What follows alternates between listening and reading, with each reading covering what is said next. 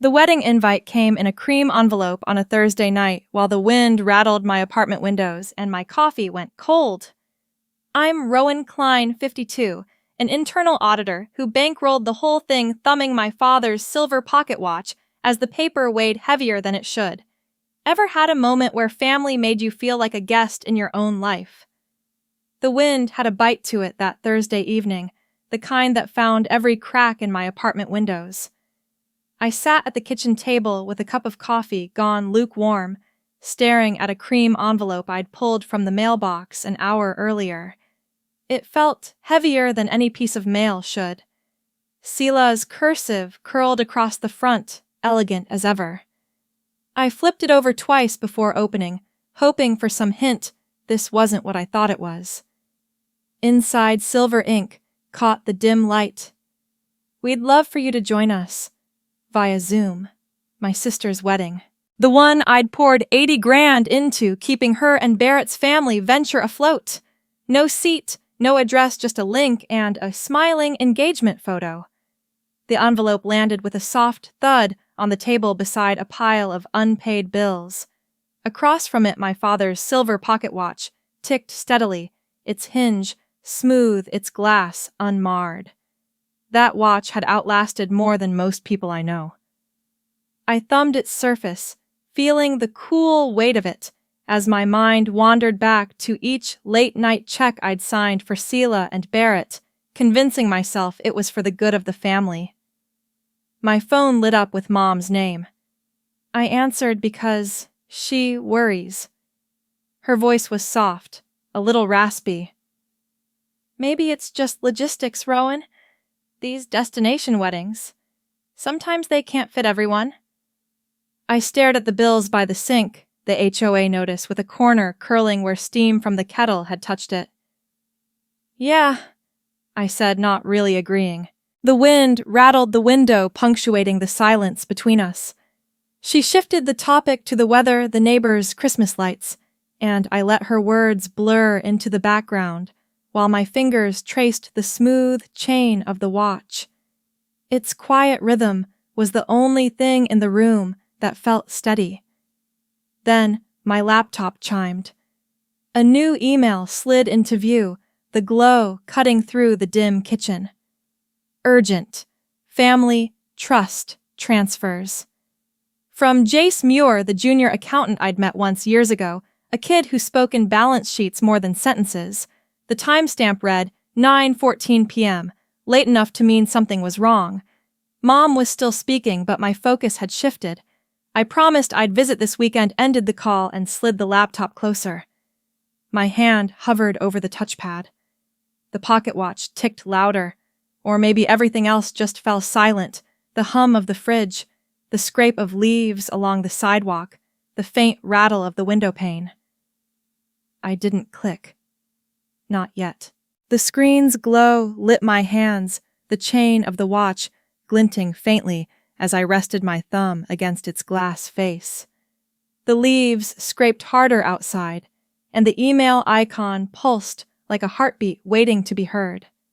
I sat there, breath slow, feeling the weight of time and money and family stack into something heavier than any envelope. Heavier even than the quiet, steady tick counting down the moment I'd finally open that message. The email itself was barely a paragraph, but each word landed like it was cast in iron. Rowan, I thought you'd want to know. Sela and Barrett authorized another transfer family retirement trust coded under event and launch expenses. Be careful who you ask about this. Jace's name in the sender line felt out of place like a whisper in a locked room. I read it 3 times before I let myself exhale. Outside, the wind had quieted, leaving my apartment too still, the kind of stillness that made every hum of the fridge sound like a metronome. The PDFs attached were worse. Page after page of transfers, amounts big enough to make my chest tighten. One ledger showed a $50,000 wire labeled Venue Advance, and beside it, in someone's loopy handwriting, a blue ink smiley face. I traced the circle of that grin with my fingertip, and for a second I wasn't sure if I wanted to laugh or snap the paper in two. It felt obscene, the kind of casual flourish you'd find on a lunch receipt, not on a document draining the account that was supposed to keep our family secure in the years we'd start worrying more about medications than vacations. The desk lamp cast a puddle of yellow light across the table, catching on the edges of everything: Bill's bank statements, the wax paper around a half-eaten burger that had gone cold an hour ago. The fries, limp and pale, lay scattered like a crime scene no one had the heart to clean up. I rubbed my temples, the heels of my hands, pressing into my skull, as if I could push back the math I didn't want to do. HOA fees sat in one stack, the quarterly 401k statement in another, both whispering in their neat fonts about futures that only held steady if you didn't let people treat your trust like a wedding fund. Jace texted a minute later, as if to soften the blow. I'm sorry. PDFs should give you context. Don't know if this is legal. Be careful. His words lit up my phone screen blue against the dim apartment, and I imagined him sitting in some cubicle in Omaha, nervously glancing over his shoulder while hitting send. I wanted to thank him, but all I typed was a single, "Got it." My thumb hovered over the keyboard for a while, but nothing more came out. I scrolled through the PDFs again, slower this time, eyes catching on red flags vendors I'd never heard of. Cash advances labeled expedite one invoice for something only called launch assets with a number that could have paid off my condo. Every page felt heavier, like I was holding stones instead of paper. My coffee had gone cold again. I hadn't even realized I'd poured a second cup. I pushed it aside and stared at the pocket watch sitting by my elbow, its ticking faint but insistent, like it wanted me to stop staring at numbers and start deciding what kind of man I was going to be in this mess. The thought of Mom crossed my mind, not for the first time that night. She didn't know any of this yet. The transfers, the trust bleeding out for a wedding stage that would probably get written up in some Nashville lifestyle magazine. She only knew I was attending via Zoom, a concession she pretended didn't bother her. She still believed Selah when she said everything was handled, that Barrett's latest venture was solid, that the trust was just reallocating. If Mom found out what these PDFs really meant, the worry alone would put her in the hospital. Again. I leaned back in my chair and stared at the ceiling, tracing a crack in the paint with my eyes until my vision blurred. Then, I pulled my laptop closer and opened a new email. The cursor blinked at the top: patient, and steady waiting for me to commit. Coffee soon, I typed into the subject line the body left blank. Abram Kellen didn't need context. He never had. He'd been my sounding board when I left the construction firm, when I debated buying this apartment, when Dad's watch first came back to me after the funeral. If anyone could help me figure out how to step out of this quicksand without sinking the rest of myself, it was him. My phone buzzed before I hit send. Selah's name. The message was short, and it carried her clipped confidence like perfume. Don't stir things up. Just enjoy the Zoom stream, okay? I stared at the words, felt my knuckles tighten around the burger wrapper until the wax paper crinkled like brittle leaves. She didn't even bother with a question mark, like my agreement was a given. The lamp flickered once as the wind shifted outside, making the shadows on the table stretch and pull like something alive. I slid the watch into my pocket, feeling its weight settle against me, a reminder that time and patience only buy so much forgiveness. Closing the spreadsheets, I murmured to no one but the ticking beneath my hand. We'll see. The words lingered in the stale air, heavier than they should have been, as the apartment slipped back into its quiet hum. Abram Kellen hadn't changed much since the last time I saw him, maybe 2 years back at some charity auction I couldn't afford to linger at. He still sat in the far corner booth of Harker's Diner, like it was his own office shoulders, square under that worn leather jacket, a black coffee steaming in front of him, even though it was pushing 9 at night. He didn't wave when I walked in, just tipped his chin and gave that single nod, the same one he'd used when I was 27. and clueless, begging him for a chance at the construction firm. It said, "Sit talk, but don't waste words." The jukebox by the counter wheezed through an old country track, something about freight trains and missed calls, and the smell of bacon grease clung to the air so thick it might have been part of the decor. A waitress topped off cups without asking her, humming, barely audible, over the hiss from the grill in back. I slid into the cracked vinyl seat across from him, my jacket rustling against the sticky edge of the table. Abram didn't bother with pleasantries, just reached for the stack of papers I'd tucked under my arm. He spread the trust documents out in front of him like a dealer laying cards, eyes narrowing under those thick brows. The fluorescent lights above flickered once their buzz mingling with the soft static of the jukebox. "You know," he said slowly, not looking up, "I've seen 50 versions of this kind of mess. Most end with someone crying and someone else lawyering up." He tapped a long finger against one clause halfway down the second page. "Here, you can pull your share penalty-free if funds are used outside the original scope. They used it for an event venue, not for long-term investments. You're not breaking anything but Sela's expectations." I wrapped my hands around the coffee mug, letting the heat seep into fingers that hadn't felt steady in weeks. The liquid was bitter burnt in the way diner coffee always is, but it grounded me. "She'll call it betrayal," I muttered. The jukebox shifted to another track, some slow steel guitar. Abram finally looked up, eyes steady, his voice even. "She can call it whatever she likes. Pulling out doesn't make you the villain. It keeps you afloat. You're not 20 anymore, Rowan.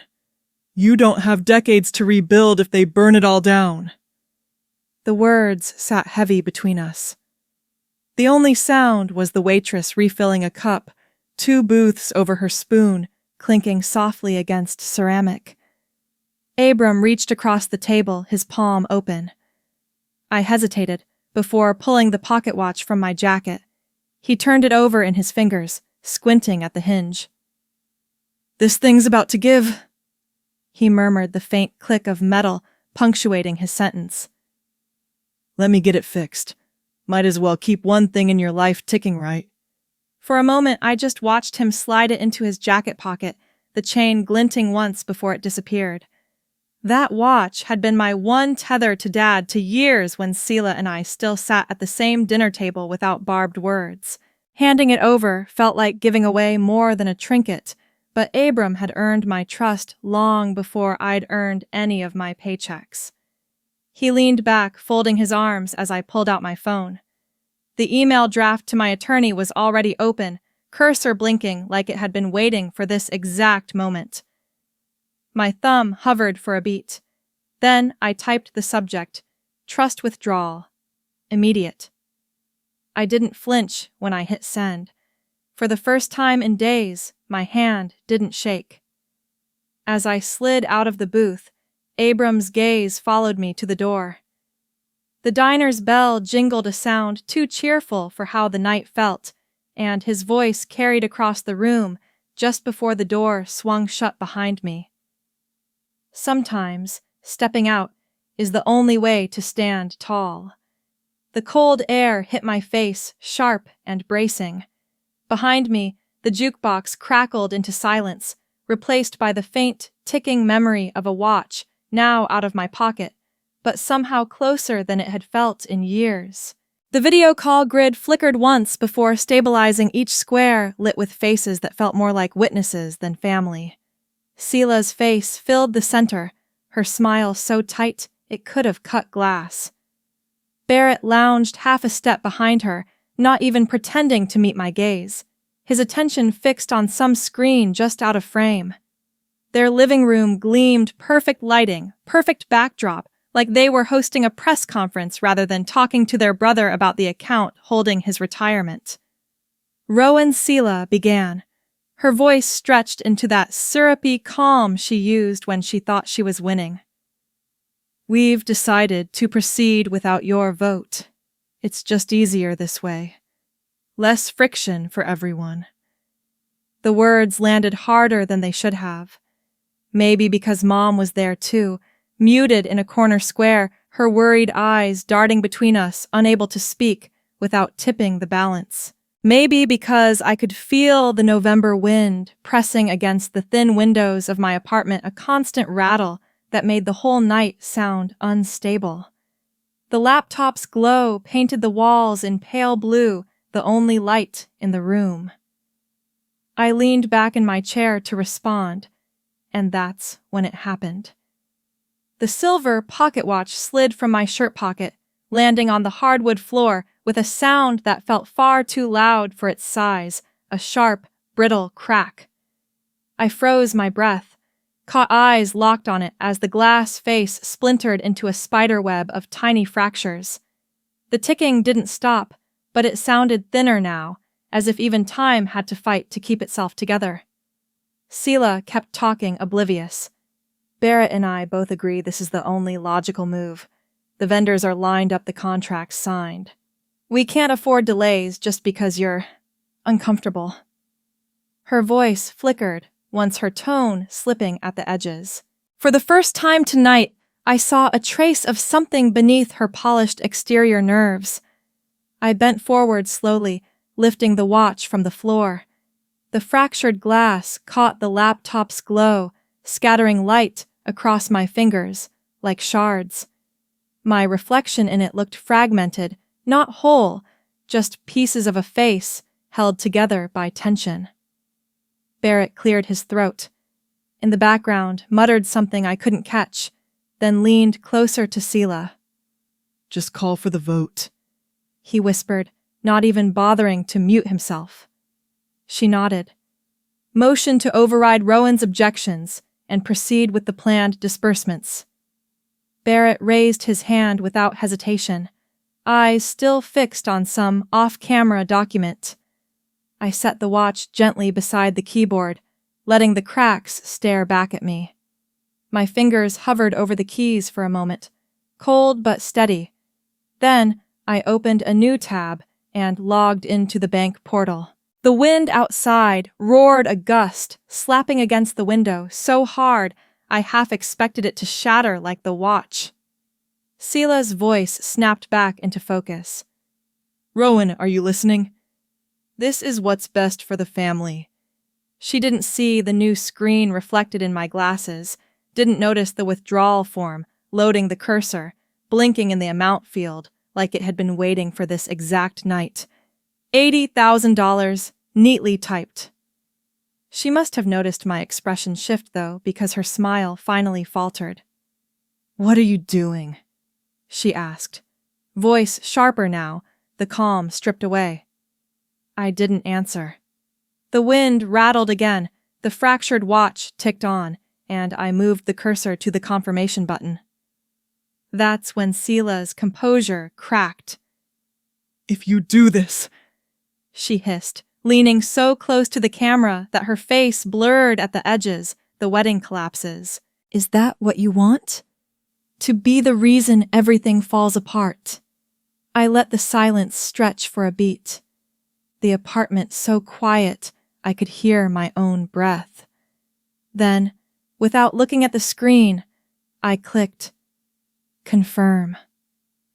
The button flashed once green before the entire portal went black, the glow replaced by my own reflection, staring back. Pale face, tired eyes, and the fractured watch beneath its broken glass still scattering light like it had something left to say. The laptop fan hummed softly in the darkness, the wind howled against the pane, and for the first time all evening, no one on the call made a sound. The only thing still moving was that thin, stubborn tick from the broken watch, each beat echoing like a decision you can't take back. I sat at my kitchen table, the same one that had held Bill's lukewarm dinners and sleepless nights, and now served as my front row seat to a performance 2 states away. The cracked pocket watch rested beside my cooling coffee, ticking soft and stubborn, its fractured glass scattering the laptop's cold glow across the wood. On screen, Sela's Nashville wedding was already in motion. A jeweled gown draped her like armor, her smile stretched into something brittle, and behind her, Barrett paced just beyond the edge of the camera frame, a phone glued to his ear like a lifeline. Outside my window, snow tapped against the glass, soft and persistent, the sound almost polite compared to the tinny feed pouring from my laptop speakers. A string quartet played something delicate, but their notes were nearly drowned by the faint hum of whispers drifting through the microphones. I leaned closer, not because I cared about the vows, but because I could hear the tremor behind the music, something breaking quietly where no one wanted the microphones to carry it. My phone buzzed against the table. Jace, again. Another alert slid across the screen. Barrett's corporate accounts are frozen. Vendors walking. Brace yourself. A second later, 3 screenshots arrived, invoices stacked with red stamps reading payment pending and service withheld. I glanced at Sela on the feed, smiling at some guest out of frame, oblivious, or pretending to be. Her fingers tightened around the bouquet just enough for the petals to tremble. The ceremony dragged forward all pomp and polish, but the cracks widened in real time. A caterer in the background started sliding platters off a table, moving with the kind of practiced speed only someone desperate for a paycheck can manage. The cameras tried to avoid it, panning to the guests, but one lens caught the frown of a woman in a sequined shawl as she whispered to the man beside her. The quartet faltered mid-phrase, their bows pausing as someone behind them mouthed a question they didn't want to speak aloud. I took a sip of my coffee, now cold and bitter condensation pooling beneath the mug. The apartment was silent, but for the faint tick of the watch and the hollow feed. For a moment, I let myself wonder what it would feel like to be there under those chandeliers, breathing that warm air, thick with perfume and tension. Then I glanced at the screenshots again, the rows of unpaid balances like a warning bell. No, I thought I was exactly where I belonged outside the fire, holding the only umbrella that still worked. Midway through the toast, the first real fracture appeared. The sound system sputtered a sharp pop, followed by dead air. The room on the screen shifted, heads turning, lips moving without amplification. One of the cameras swung awkwardly toward Barrett, catching him gripping his phone with white knuckles, whispering something to a staffer who kept shaking his head.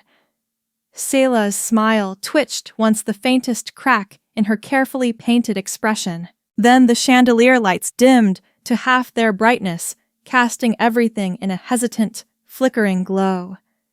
The quartet laid their bows down entirely, their music dissolving into silence, as the feed stuttered, pixels freezing and skipping. For a moment I could see Sela's eyes dart toward Barrett, wide and unblinking, before the image fractured like the glass face of the watch beside me. The video froze there.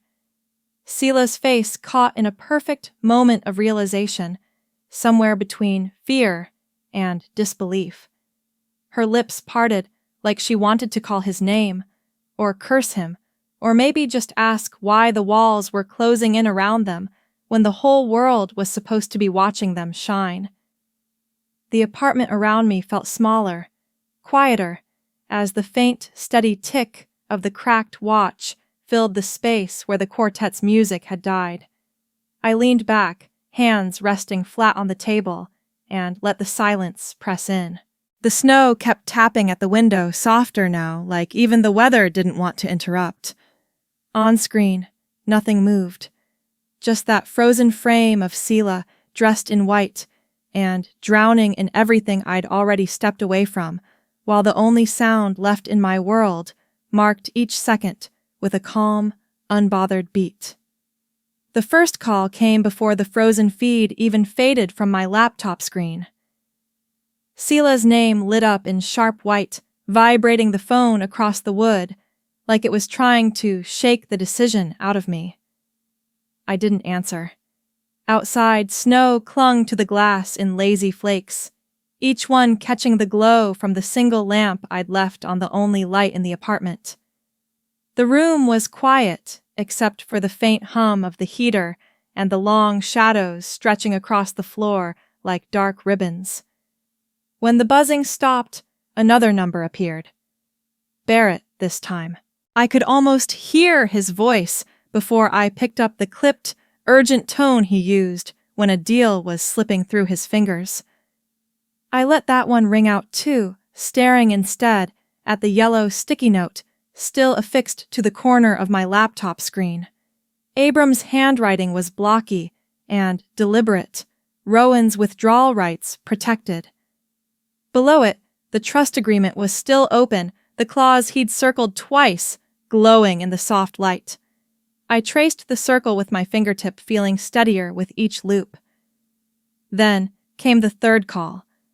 A number I didn't recognize labeled legal counsel in my contacts, from some old exchange Sela had set up years back. This one I let buzz once before thumbing it silent. The cracked pocket watch lay near the phone, its fractured glass face throwing tiny splinters of light across the table.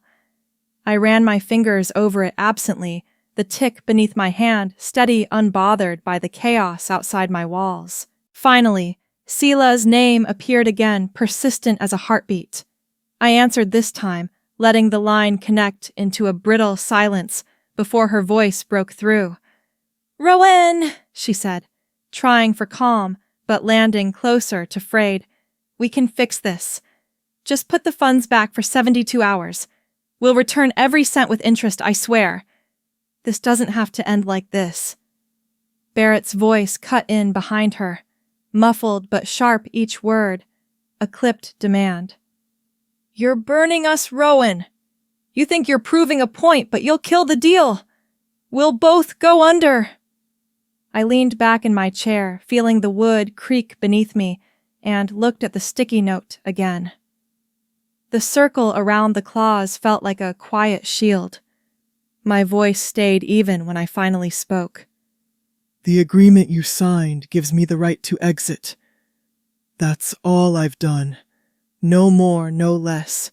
You two made your choices. Now I'm making mine. For a moment, all I could hear was Sela's breathing, shallow and shaky. She started to say something else, but I pulled the phone away from my ear and set it gently on the table. The screen lit up as her words spilled out, vibrating against the wood in soft bursts, but I didn't lift it again. I let the sound roll through the quiet apartment until the buzzing stopped on its own. I stared at the cracked watch, its fractured face still ticking each beat, sounding louder in the hush. The lamp's glow bounced off the broken glass, drawing faint patterns on the table, like lines on a map, pointing nowhere but inward. Outside, the wind picked up a low hum against the window panes, and a single snowflake struck the glass with a soft tap that echoed more than it should have. I let out a long breath, the kind that feels like it's been trapped behind your ribs for weeks, and whispered to the empty room, "I'm keeping what's mine." The words didn't feel like victory, not even relief.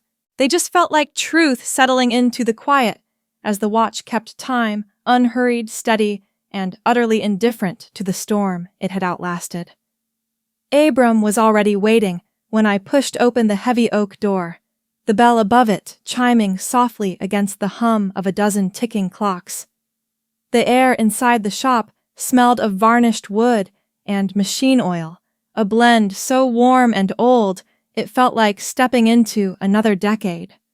On a velvet cloth at the counter, under the glow of a low lamp, my father's pocket watch gleamed like it hadn't since the day he gave it to me. The glass face, once spiderwebbed and fragile, now lay pristine and clear, catching every flicker of light in the room. Abram nodded to me from a high-backed stool, his posture easy, his expression steady. A clean face doesn't erase the cracks underneath, he said, his voice, even as he watched me approach the counter. But it reminds you time keeps moving. The clockmaker, an older man with wire-rimmed glasses and hands so steady they seemed immune to age, offered the watch with a faint smile as if handing over something sacred. I took it carefully, feeling the weight settle against my palm, heavier somehow now that it was whole again. I turned it over slowly, running a thumb along the smooth curve of the new glass. My reflection stared back at me, clear for the first time in months, no fractured lines cutting across my features. The shop was quiet, except for the soft, layered ticking of pendulums swinging in perfect rhythm. For the first time since the call with Seela and Barrett, the sound didn't make my chest tighten. It felt like the room was breathing, and I was breathing with it. Abram sipped from a chipped mug of coffee the clockmaker had handed him, and set it down gently on the counter. "There's a program," he began, sliding a slim folder toward me. "Scholarships for kids heading into trades, electricians, welders, folks who don't get the same glossy brochures or shiny donors as the college-bound crowd. They're looking for a backer who wants to build something that lasts, not just write a check for a tax line." I didn't open the folder right away. My fingers traced the chain of the watch, the faint chill of the metal biting into my skin as I thought about Dad, his calloused hands gripping that same chain when he wound it, the smell of sweat and sawdust that clung to his shirts after long shifts, the way he used to remind me. Some things hold their value because they were built to, not because anyone said they should. The thought tightened something in my chest, but it wasn't anger or grief this time. It was resolve. Finally, I flipped open the folder. The paperwork was straightforward projections, a mission statement, signatures, waiting at the bottom of the last page. Abram watched me, not pressing, just letting the soft chorus of clocks fill the space where words might have lived. I pulled the pen from my jacket, the same one I'd used to sign every check to Seela and Barrett, and this time, the stroke of ink across the page didn't feel like loss. It felt like direction. The name Klein-Kellen Scholarship Fund curved cleanly along the bottom line, a partnership that felt anchored in something steadier than obligation or shame. The clockmaker returned, wiping his hands on a linen cloth, and gave a nod as if to mark the moment. I slipped the restored watch into my pocket, feeling its weight press against me like a reassurance rather than a burden. As if on cue, every clock in the shop, pendulums, mantelpieces, even a towering grandfather model, by the window chimed softly in unison, their layered tones folding over each other in a harmony so gentle it raised the hairs on my arms. I stood there for a moment, letting the sound wash through me before heading toward the door. The winter sun had finally broken through the clouds outside, spilling a pale, forgiving light across the snow-covered street. As I stepped out, the chain of the watch caught a beam of sunlight, sending a glint across the icy sidewalk. For the first time in months, I pulled in a breath that didn't feel borrowed or forced. The air was cold, clean, and sharp enough to make my lungs ache in the kind of way that reminds you you're still here and it's time to move forward. The first thing I noticed when I walked into the Lincoln High Auditorium was the smell carnations and fresh paint. It clung to the air like a quiet reminder that this was a place where things began, where someone had thought enough to make it feel new, even if the bricks outside still showed their decades of winters. Afternoon sunlight spilled through the wide windows, warm and soft, catching on the polished wooden floor and the brass trim along the stage. Somewhere near the front, a piano played a low, steady tune, the kind you'd expect to hear on a Sunday afternoon rather than a ceremony, but it fit. Everything about the day felt unhurried, softened. The plaque on the wall near the stage gleamed when the light hit it. Klein-Kellen Scholarship Fund. The letters were clean, etched without flair, as if someone had chosen simplicity over fanfare. I slipped my hand into my jacket pocket and felt the watch resting there, its surface warm from my body heat, ticking against my palm like it was quietly marking the moment with me. Months ago, its glass had been splintered, its rhythm a reminder of everything cracking around me. Now every beat felt even and sure, as if it had been waiting to be here just as much as I had. I stood at the podium, the microphone cool beneath my hand, and looked out over the rows of faces, students with wide eyes and stiff collars, teachers shifting gently in their chairs, and a few parents leaning forward as if to catch every word. Abram sat toward the back, arms folded loosely, his steady gaze carrying more weight than any applause could. Off to the side, Mom sat in the front row, her hand already reaching for mine, her expression soft and proud, in a way she rarely let anyone see. I kept the speech short, just like we'd agreed. No rehearsed stories, no theatrical pauses. I spoke about work, about resilience, about how sometimes holding on to your own value when the world seems intent on chipping away at it can be the most enduring legacy you leave behind. My voice carried across the room without strain, and for once I didn't feel the need to convince anyone of anything. The words felt like they belonged to the air, not to a fight. As the ceremony moved toward its end, a student, small, nervous, maybe 17, stepped up to thank us. His hands shook as he read from a card, but his smile found itself halfway through, and when he looked up, his eyes met mine for a beat longer than necessary. Mom's hand tightened around mine. At that exact moment, a silent pulse of connection, and I felt the watch thrum softly in my pocket, like it understood. When the last notes from the piano faded, I stepped outside. The spring sunlight hit me like a warm tide, washing away the last trace of frost, clinging to the grass along the walk.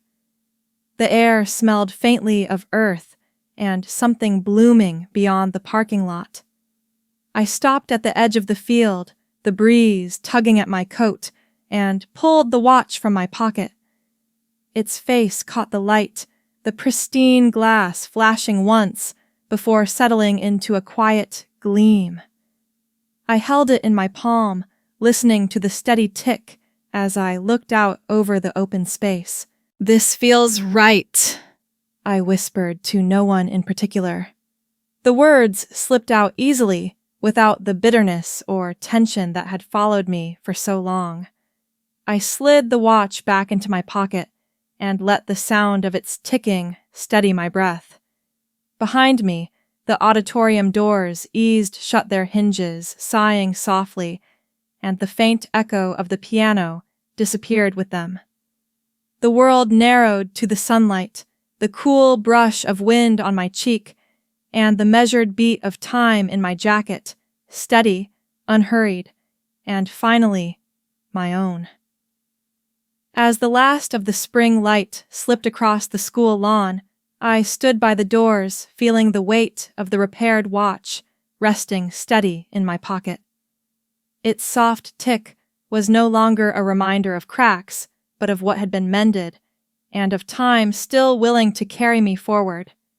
I'd learned that sometimes justice isn't loud, it's simply stepping back and choosing where to plant your care next. And sometimes bridges have to collapse so we can learn which ones are worth rebuilding. For anyone staring at a door that's just closed, be it work, marriage, or trust, there's always another one waiting, if you're willing to knock.